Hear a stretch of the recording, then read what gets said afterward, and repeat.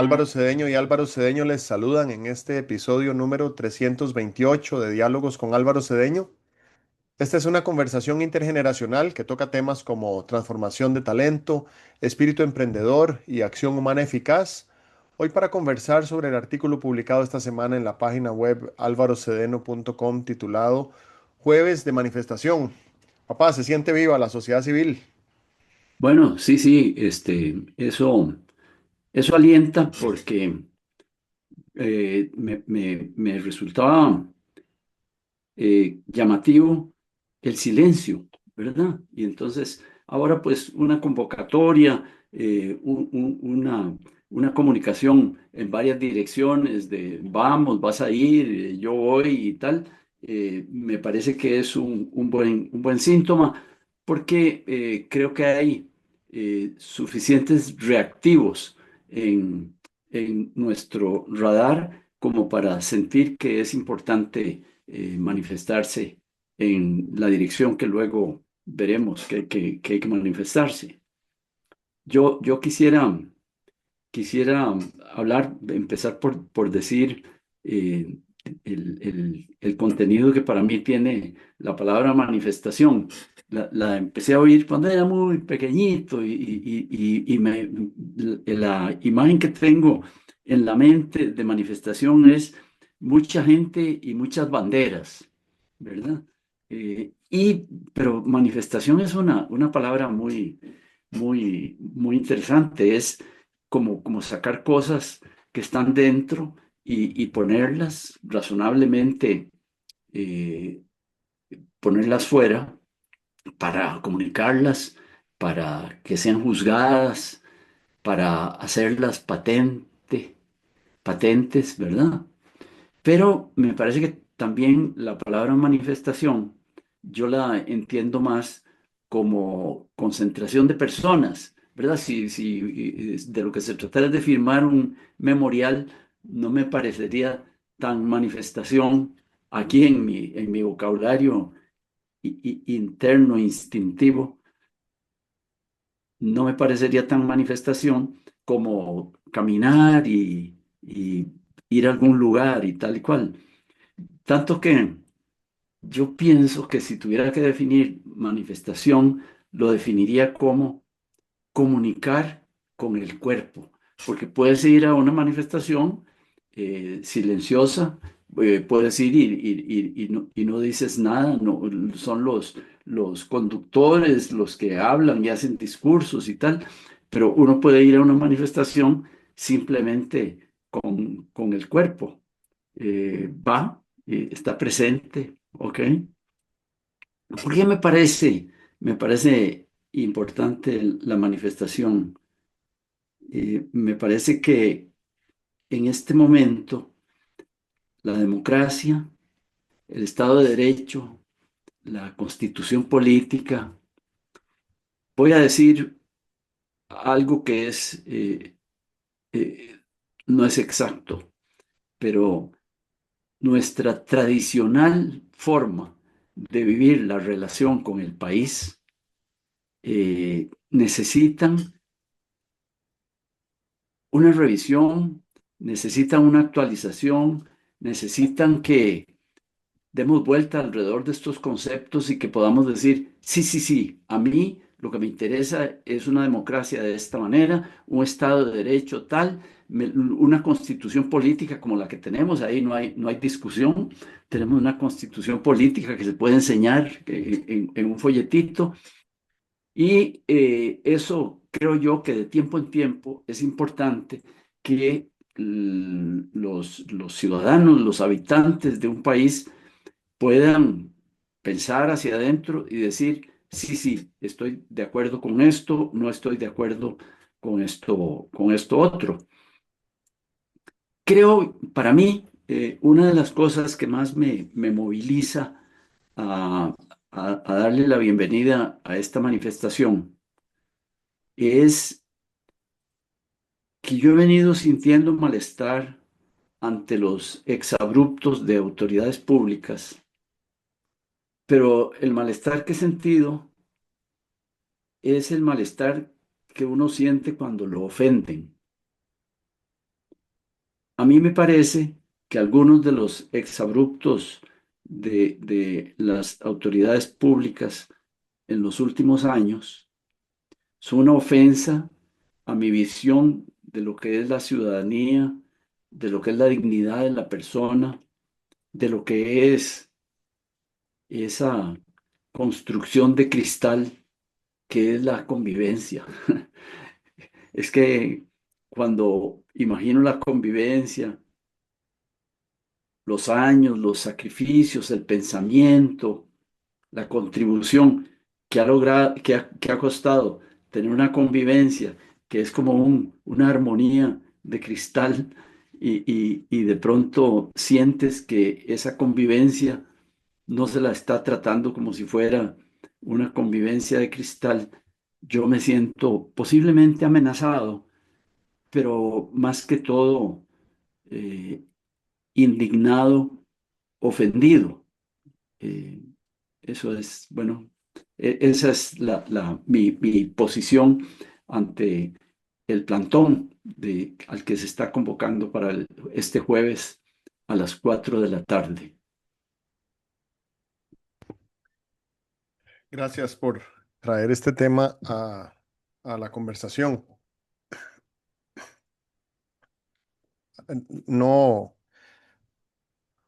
no conozco mucho de la historia de los 5000 años de la China que conocemos, que ha sido gobernada durante ese tiempo por 26 dinastías. Pero hay algo que aprendí cuando vivía en China, leyendo a algún académico que se refería a esos 5000 años de historia dinástica y que decía que todas las dinastías chinas habían caído por la misma razón. Y la razón era cuando el pueblo había tenido suficiente de la dinastía. Todas las dinastías chinas han caído por manifestaciones populares. Y, y pues la verdad es que tal vez así es en en todos los escenarios que ha habido en el mundo, ¿verdad? La, la Unión Soviética y el muro de Berlín y la Guerra Fría y todo lo que representó ese episodio del siglo XX de la post Segunda Guerra Mundial terminó cuando el pueblo ya tuvo suficiente de aquello, ¿verdad? Y hay historias muy lindas, muy bien documentadas, muy recientes de lo que sucedió en aquellos años de manifestación de gente tan valiente, principalmente mujeres, que ya habían tenido suficiente de aquel régimen y arriesgaban la vida a ir a manifestarse los lunes en la noche, en invierno, organizados de maneras muy rudimentarias comparado con el tipo de organización que tenemos hoy, la tecnología que nos permite hoy organizarnos, y dejando noticia a sus parientes de, pues, a dónde iban, con quién se iban a juntar y qué pasaba si no volvían, ¿verdad? A dónde buscarlos. Y decían, búsquennos en la represa del río, ¿verdad? Y toda esa valentía junta entre decenas de miles de personas al cabo de 4 manifestaciones de los lunes, derrocó el muro de Berlín. Era impensado hasta que sucedió. Esto lo digo como un recordatorio de que por pequeño que parezca un esfuerzo, es un esfuerzo que conduce a algo que aunque lo podamos imaginar, no lo podemos visualizar hasta que haya sucedido. Entonces, esto creo que es importante de ponerlo en perspectiva. La actividad del jueves es importantísima. Y sobre todo me parece que es importantísima porque entramos en una era de diferentes manifestaciones. No sé si recuerdas, en los años el presidente, ¿cómo se llamaba aquel presidente hondureño que se lo trajeron en pijamas? El Celaya, ejército, Celaya. en los años del presidente Mel Zelaya en Honduras. Y Mel Zelaya institucionalizó en Centroamérica aquello que Hugo Chávez había institucionalizado en Venezuela, de organizar manifestaciones como presidente de la República para exaltar al pueblo y oponerse a sus oponentes con manifestaciones de poder en las calles.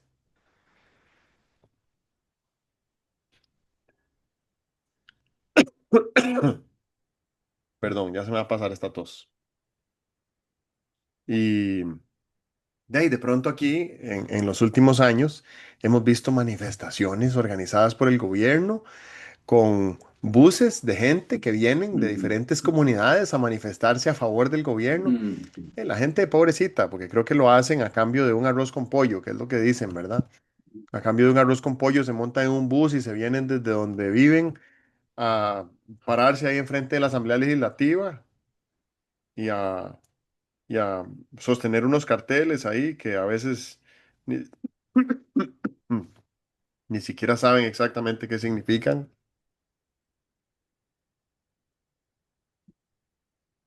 Y entonces entramos en la era de las manifestaciones públicas y las manifestaciones públicas pues tienen cierto efecto.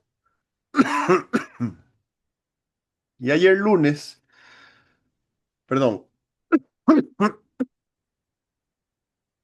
bueno, creo que ya superé el acceso de tos. ujú, Lo que estaba diciendo es que en esta era de manifestaciones públicas versus manifestaciones de la sociedad civil, se vuelve mucho más relevante la capacidad organizativa que tiene la sociedad civil. Y lo que estaba a punto de decir es que ayer lunes, para poner en contexto, ayer lunes fue 3 de agosto, el gobierno, el Poder Ejecutivo, organizó una manifestación frente al Poder Judicial para ir a entregar una querella ante el Poder Judicial para cuestionar el papel de 4 magistrados del Poder Judicial. O sea, la ironía se cuenta sola, ¿verdad?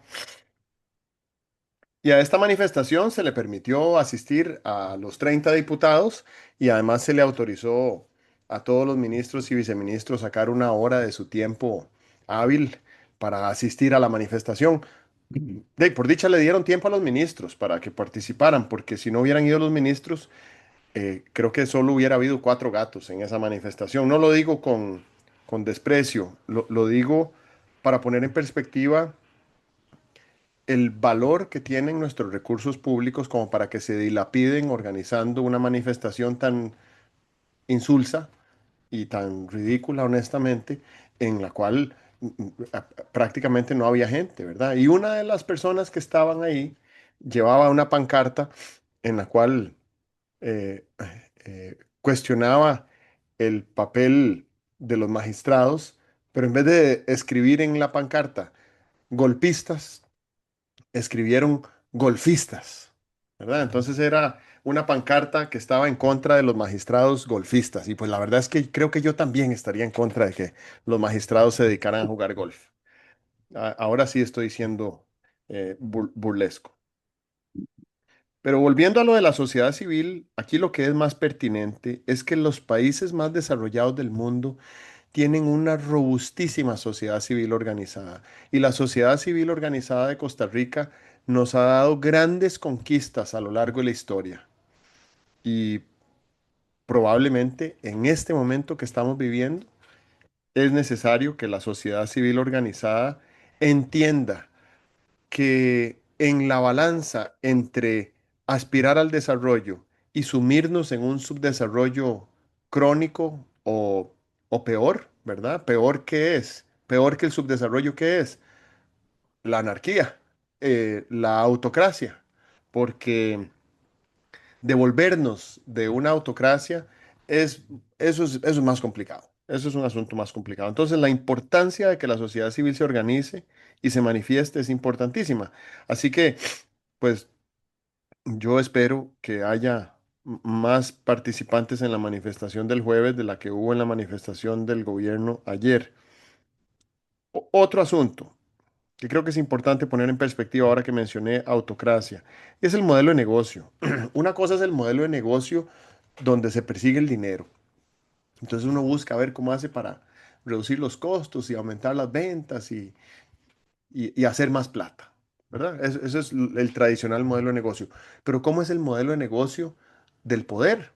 Bueno, hay dos vertientes del modelo de negocio. Está el modelo de negocio del poder en democracia y está el modelo de negocio del poder en autocracia. El modelo de negocio del poder en democracia consiste en que quien tiene el poder busca crear las mejores condiciones de vida para la mayoría de personas, aunque eso pueda afectarle el acceso al poder en el futuro, si es que algún día lo pretende esa persona o a su partido.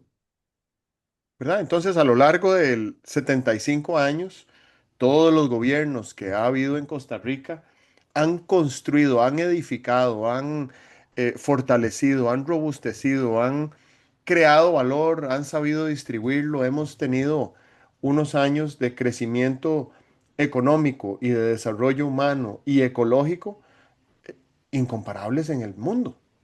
No hay otro ejemplo en el planeta de un país que los últimos 75 años haya crecido tanto su Producto Interno Bruto, la distribución de la riqueza, la capacidad de progreso social eh, y además su, su cobertura boscosa y su riqueza biodiversa y su ecología.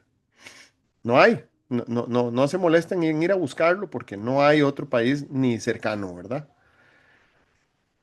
Pero en el modelo de negocio del poder en autocracia, la gran apuesta es que el autócrata quiere llegar a tener el poder absoluto y controlar el poder ejecutivo, el poder legislativo y el poder judicial y reconstruir las reglas o eliminar la constitución, que creo que es lo que ahora quiere hacer Daniel Ortega, el dictador nicaragüense, ¿verdad? Quiere eliminar la constitución, quiere eliminar las elecciones. Ahora dijo que no es que quiere eliminar las elecciones, es que solo va a permitir elecciones para las personas que no sean opositoras al régimen, ¿verdad? Entonces es solo elecciones para mis amigos. Y Y entonces, dentro de esa lógica del modelo de negocio, a lo que quiero llegar, y con eso termino mi introducción, dentro de esa lógica, destruir es un buen negocio, porque en la medida en que yo destruya instituciones, en la medida en que yo destruya relaciones, en la medida en que yo destruya confianza, eso me beneficia porque el día que tenga el poder absoluto, va a ser más fácil hacer lo que yo quiero porque va a estar todo destruido. Y ese no es el modelo de negocio del poder en democracia. Ese es el modelo de negocio del poder en autocracia.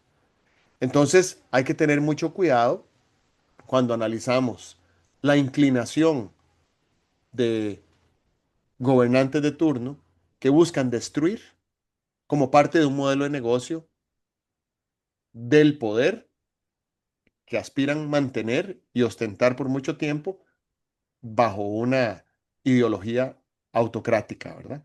Eso. Me llama mucho la atención el, el concepto de sociedad civil organizada, porque me parece que contribuye a la vida de la nación, al progreso institucional de la nación. Y me pongo a pensar si la sociedad civil organizada debería manifestarse solo en momentos de crisis o si podría tener la oportunidad de manifestarse en otras oportunidades. Bueno, yo pienso que los desfiles del 15 de septiembre de hace muchos años, en las eh, cabeceras de provincia, en la ciudad de San José y tal, provocaban una movilización de personas en general que iban a participar de la fiesta nacional. A mí me parece que participar en la fiesta nacional es una forma de poner en funcionamiento a la sociedad civil organizada. Ahora, en este momento, estoy pensando que cada vez que se llegaba a celebrar en la Rotonda de la Hispanidad el triunfo de la selección de Costa Rica, era una manifestación de la sociedad civil organizada, sin agenda, simplemente una fiesta. Pero hay otros tipos de manifestación que son las que ya implican un cierto razonamiento, una cierta toma de posición, pero las dos me parece que son formas de una manifestación de la sociedad civil. Necesitamos manifestaciones de la sociedad civil. Eh, si uno puede contar pesadillas, ¿verdad? Una pesadilla que yo tengo es que a los países yo creo que lo primero que los consume, lo primero que les quita ese vigor de sociedad civil organizada, no es ni el temor, no es la amenaza. Me parece que lo primero que les quita el temor, perdón, el afán de manifestarse como sociedad civil organizada es la pereza. Pereza entendida como eh, una atracción por la inacción, una atracción por la pasividad. Y eh, para todos está claro de que si la pereza nos gobierna, no iríamos a trabajar. Posiblemente, si he visto y leído fábulas de gente que tiene tanta pereza que se muere de inanición porque no quiere levantarse a comer. Por ahí había una fábula de alguien que se murió de inanición con un montón de bananos en la mesa porque tenía pereza de pelarlos, de pelar los bananos. Entonces, a mí me parece que la pereza es un elemento que hay que tomar en cuenta a la hora de pensar en las energías que personalmente tiene que estarle insuflando a la vida nacional la gente común y corriente. Entonces, lo de que esta manifestación del jueves puede ser una manifestación de vitalidad de la sociedad civil organizada, realmente me entusiasma. Pienso que el ejercicio de manifestación de las poblaciones, de los ciudadanos y tal y cual, tienen que tener dos características, por lo menos. Tienen que tomar en cuenta dos criterios. Un criterio es la gradualidad. Fíjate que he visto en otros países las vigilias, en España, en Madrid, las vigilias que ha habido hace unos años y que la gente pasaba la noche, supongo que en verano, ¿verdad? Pasaba la noche en, en una de las grandes plazas de Madrid y pasaban la noche en actividades de cantos, de representaciones artísticas, de reflexiones y tal. Bueno, ya cuando tienes que llegar a pasar la noche es porque las cosas son mucho más graves que cuando te manifiestas porque hay unos síntomas que no te satisfacen o que te permiten pronosticar cosas mucho más serias. Entonces, creo que hay una gradualidad. Creo que hay una gradualidad. eh, Vamos a aplaudir un discurso, eso es un cierto nivel. Vamos a permanecer 4 horas, es otro nivel. Vamos a una vela y vamos a pasar la noche, es otro nivel. Yo creo que hay que seguir esa gradualidad, entre otras cosas, para tratar de ser muy experimental. Eh, Hasta el momento me parece que las cosas que no nos gustan de las autoridades públicas eh, son de una determinada dimensión y naturaleza. Y uno se queda pensando si con un plantón como el del jueves escarmentarán o corregirán o modificarán el rumbo. Si no modificaran el rumbo, creo que habría que escalar subir en la escala de la gradualidad e ir a cosas que fueran más evidentes, más profundas, con mayor significado. Pero por el momento a mí me parece que el plantón es lo primero que se puede hacer, y lo primero que no se debería dejar de hacer por más tiempo. Yo siento que hace meses que debimos haber hecho un plantón, pero bien, bienvenido ya el momento. La otra cosa es la repetición de las manifestaciones de sociedad civil organizada.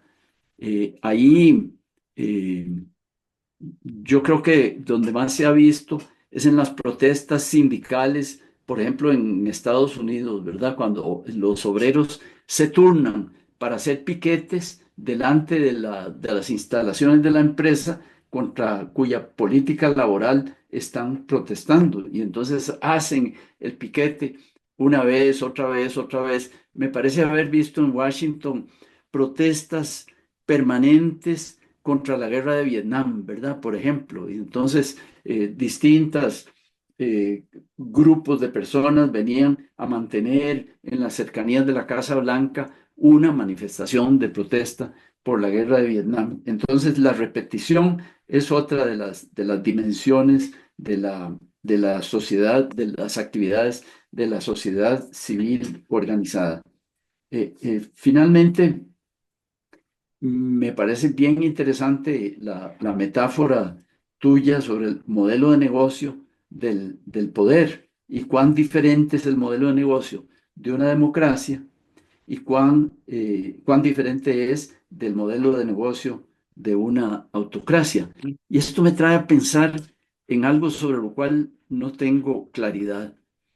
Durante mucho tiempo me pareció que la adhesión de las personas a un determinado partido tradicional era perjudicial para la democracia. Me pareció que era preferible la fácil emergencia, el fácil surgimiento de nuevos partidos que pudiéramos llamar partidos de ocasión, donde traen un determinado planteamiento y se presentan a elecciones. Todavía no tengo claro qué es preferible, si el partido permanente, que llega a provocar, me parece a mí, que la, la costumbre o la pereza de los afiliados y que llegan a reaccionar casi que al color de una bandera, o el partido de ocasión que viene con novedades y tal y cual. Aquí hemos tenido la, la, las dos experiencias, digamos, en los últimos años de partidos de ocasión y de partidos permanentes. Pero esto me parece que deberíamos considerarlo como parte de los elementos del modelo de negocio del poder de que tú hablabas.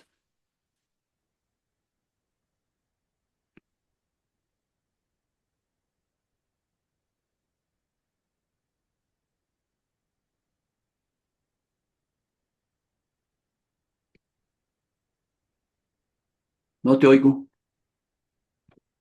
Ah, perdón, pensé que había encendido el Sí, micrófono. sí, no.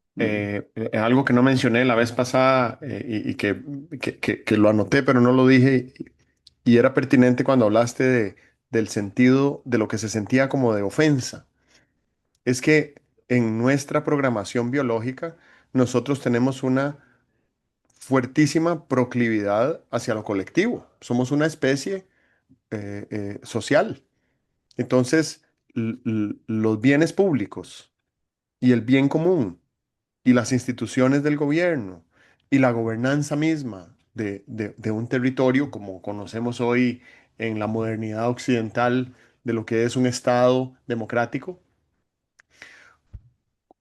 eh, cuando alguno pretenda manchar la gloria de esos bienes públicos, por supuesto que no solo nos ofende, sino que nos enfada muchísimo, ¿verdad?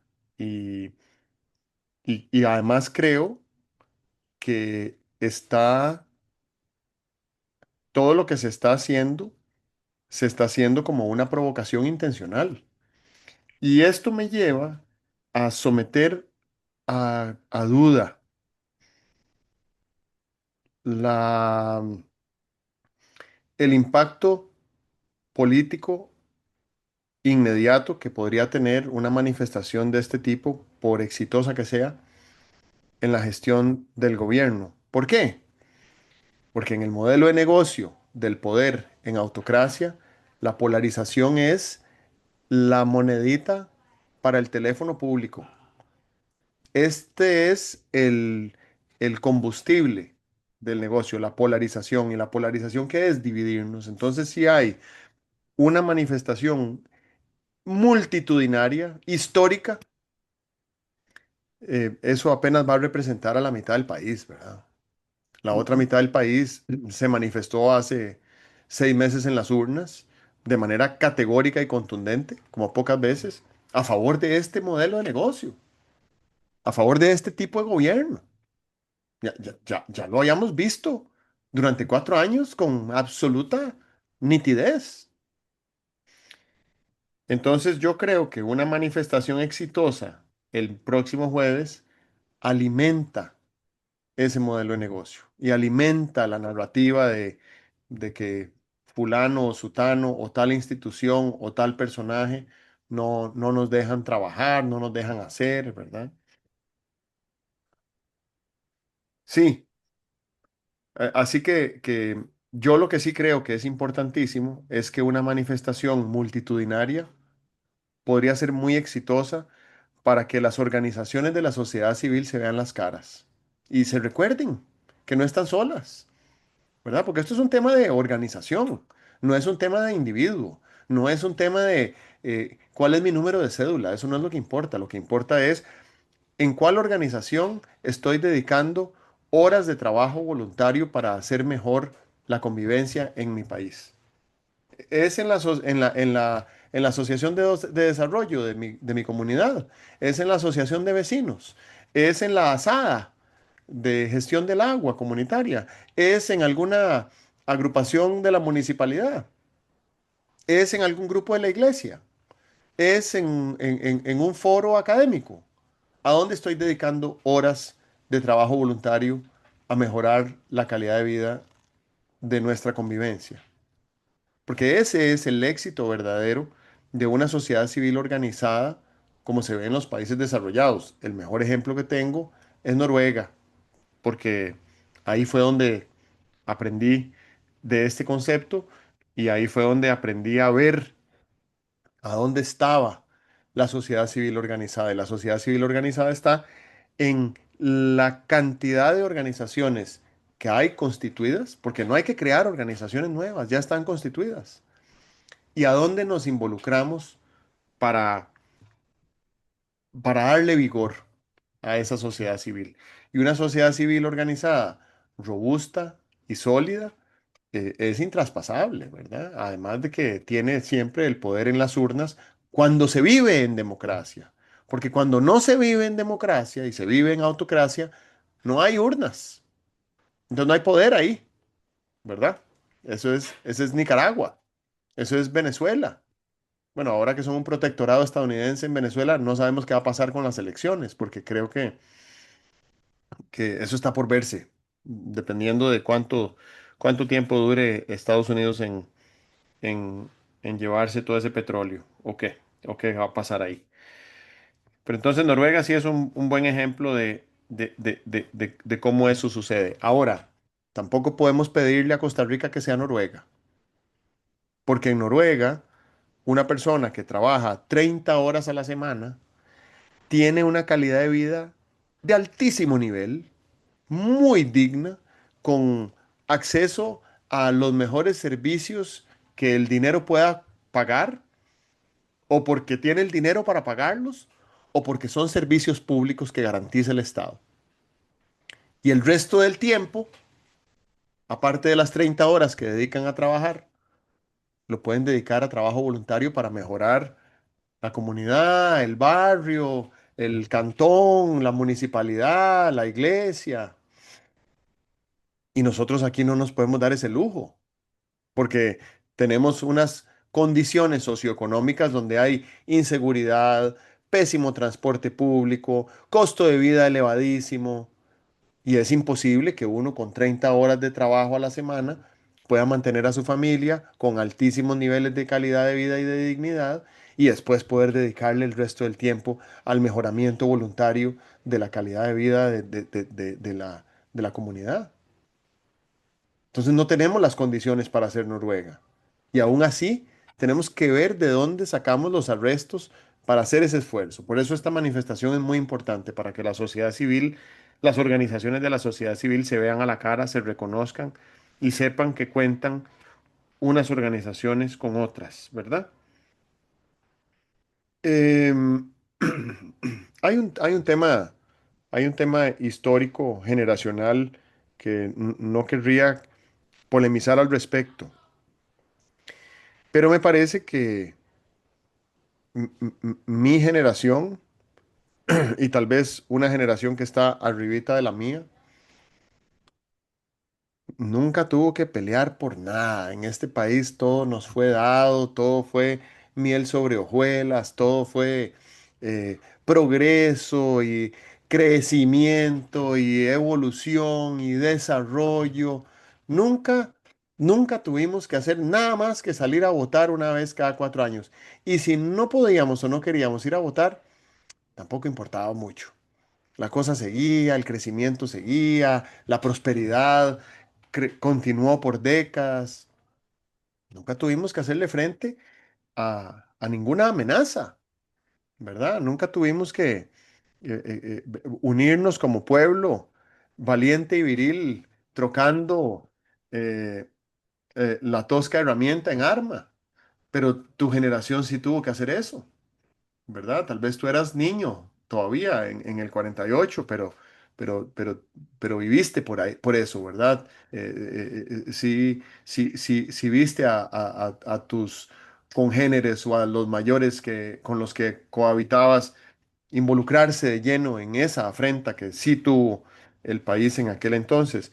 Eh, Puede ser que alguien considere que yo estoy exagerando, pero yo me imagino que la crisis del 48 en algún momento, probablemente años antes, pasó por donde estamos pasando hoy nosotros.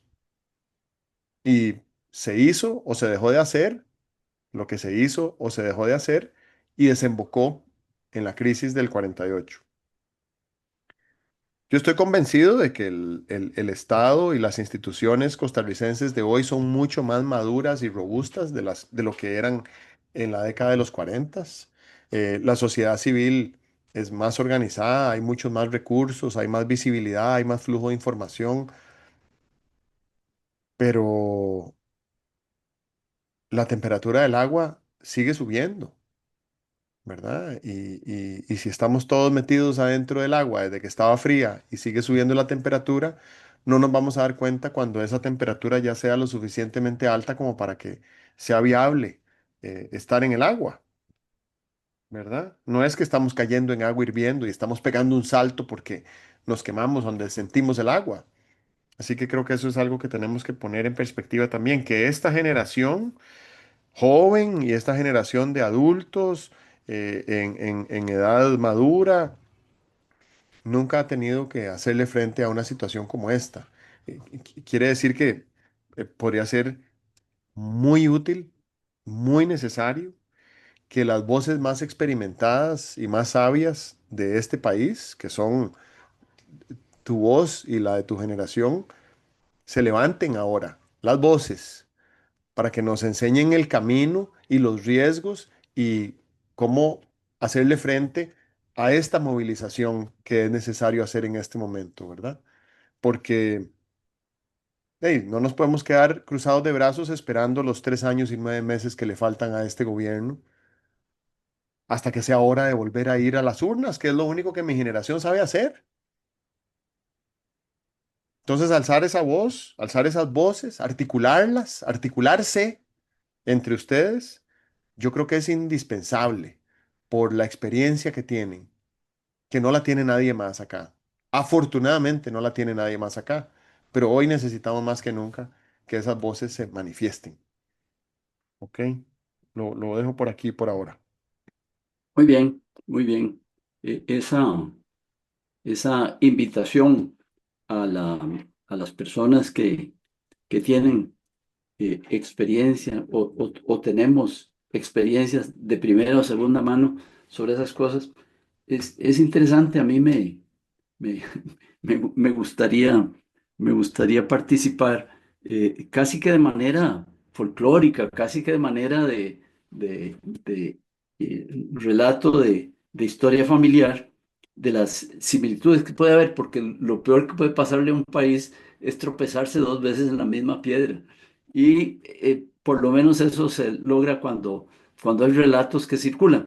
Lo que ocurre es que eh, pasa aquí, eh, pasó en España, hay situaciones que son como tan, dividen tanto que por razones de convivencia se empiezan a relegar por allá y la gente no habla con espontaneidad ni sin provocación sobre esas cosas. Pero tal vez habría algo en la historia que podría, sobre lo que podría reflexionarse a fin de evitar pues, recorrer caminos iguales, tropezar en las mismas piedras, cometer los mismos errores. Yo sigo estando en una posición de pacifismo, de pacifismo no pendejo, ¿verdad? De pacifismo por valoración de la importancia de la paz. Y me parece que en materia política, la importancia de la paz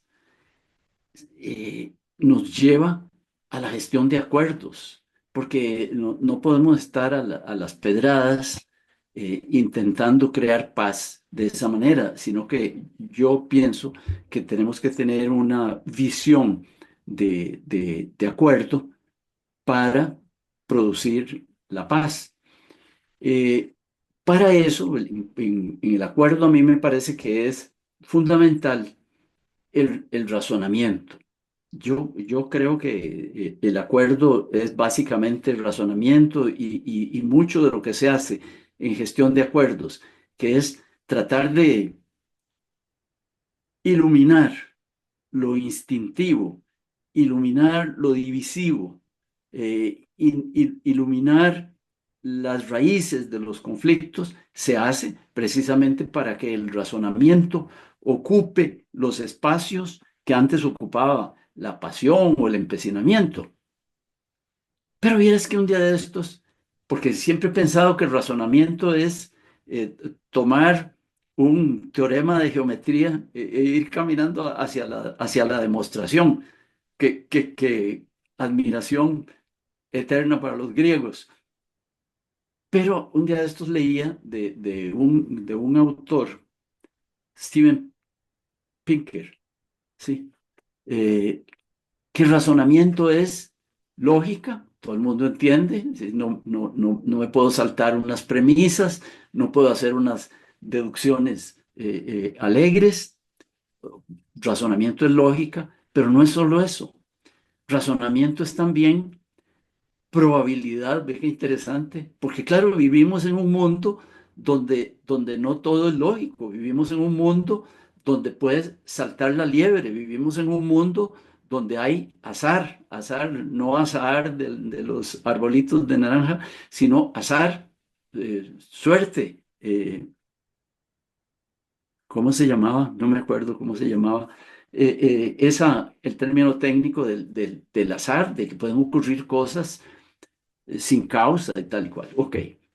Entonces, razonamiento es lógica, es probabilidad para atender el azar.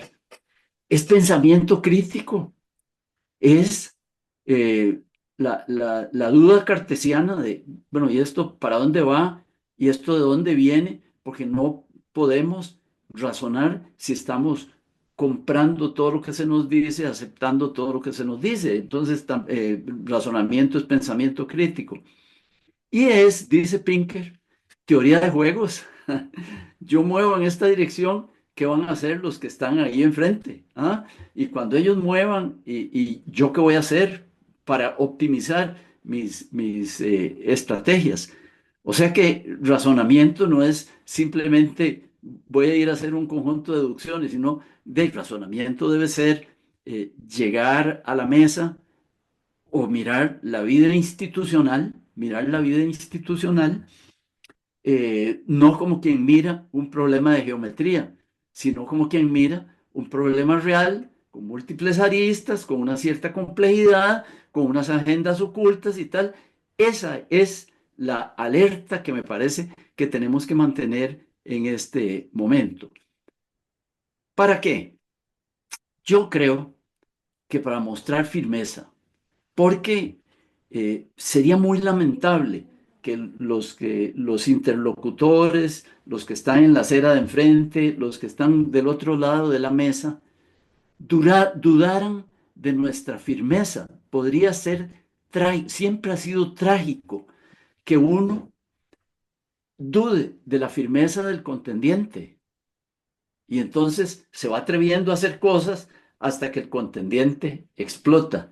Entonces, interesante que con cosas pacíficas como el plantón del próximo jueves mostráramos la firmeza, porque eso es bueno.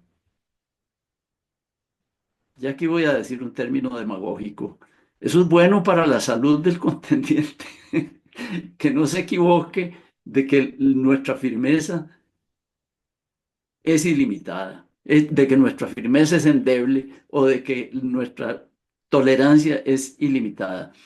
La otra cosa para la cual sirve una manifestación como esta es para trazar líneas rojas y ojalá los organizadores y los que van a ser protagonistas en esta reunión tengan el cuidado de trazar líneas rojas, pero no trazar 87 líneas rojas, sino trazar 4 líneas rojas. Eso es importante para invitar al contendiente o al que está en el otro lado de la mesa a conocer la realidad. Eh, hay una metáfora que a mí me sugirió lo del término plantón. Yo sé que el plantón es de vamos a plantarnos ahí, pero plantar me parece a mí, me lleva al significado agrícola de plantar. Entonces, yo querría que fuéramos el jueves a plantar, a plantar unas semillas. El jueves no hay por qué llegar con soluciones acabadas. Hay que llegar posiblemente con propuestas y señalamientos.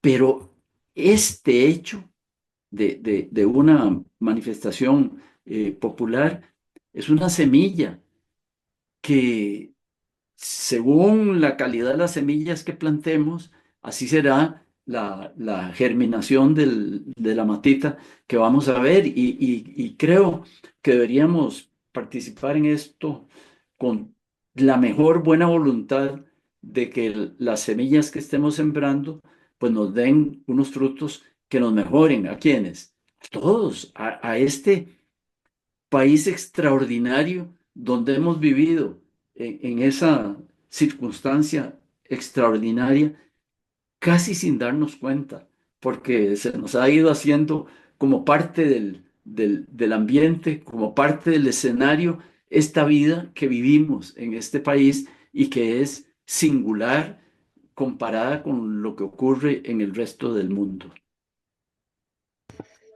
Muy bien, un apunte final y es respecto al pacifismo. Em,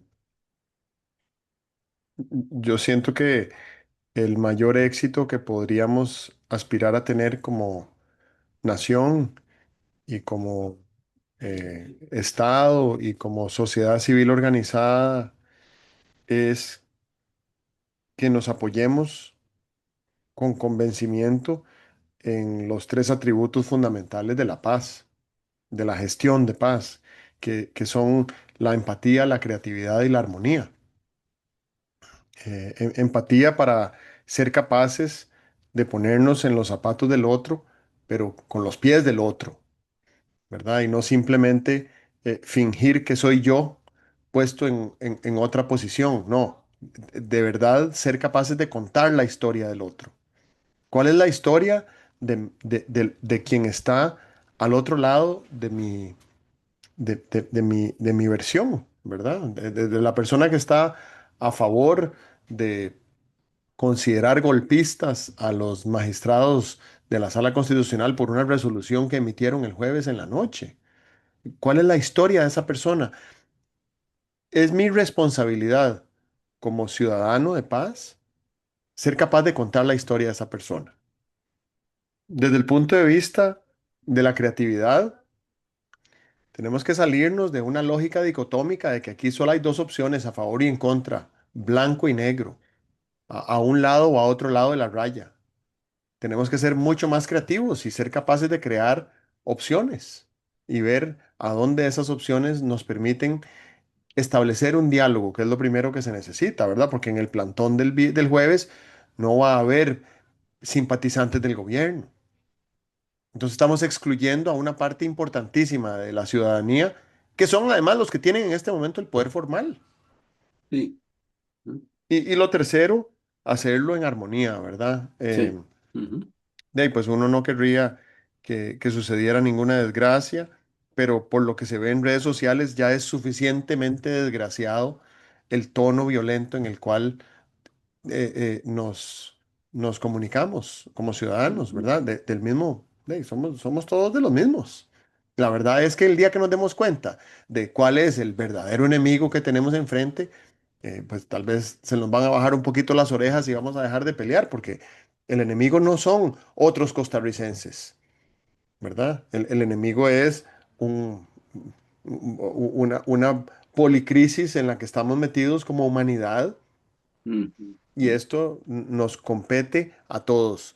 Y además, entre más pronto nos organicemos los costarricenses, más probable es que salgamos al mundo a alzar la voz sobre cómo logramos nosotros organizarnos los últimos 80 años para garantizar la sostenibilidad de la vida de todas las formas que habitan este país, porque ahí está la receta de lo que el mundo necesita. Em, y lo último que quería decir era, ¿qué era lo último que quería decir? Se me acaba de escapar eso último que quería decir. Lo dejo ahí en el suspenso. bueno, Vamos. planteo yo lo último que yo quería decir, eh, me lo inspira Gandhi y me imagino a la gente participando en el plantón y en las otras cosas que habrá en el futuro. Como decía Gandhi, con fuerza nacida de la verdad y el amor para transformar al opresor sin destruirlo. Muy bien. Ya recordé lo último que quería decir y fue con lo que me desperté pensando esta mañana.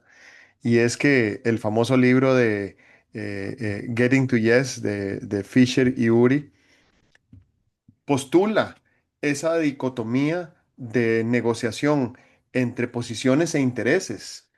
Y curiosamente, me parece que este escenario en el que estamos ahora es un escenario basado en posiciones, no es un escenario basado en intereses. Y yo creo que si escarbamos un poquitito en la superficie, nos vamos a encontrar que los intereses comunes son los mismos.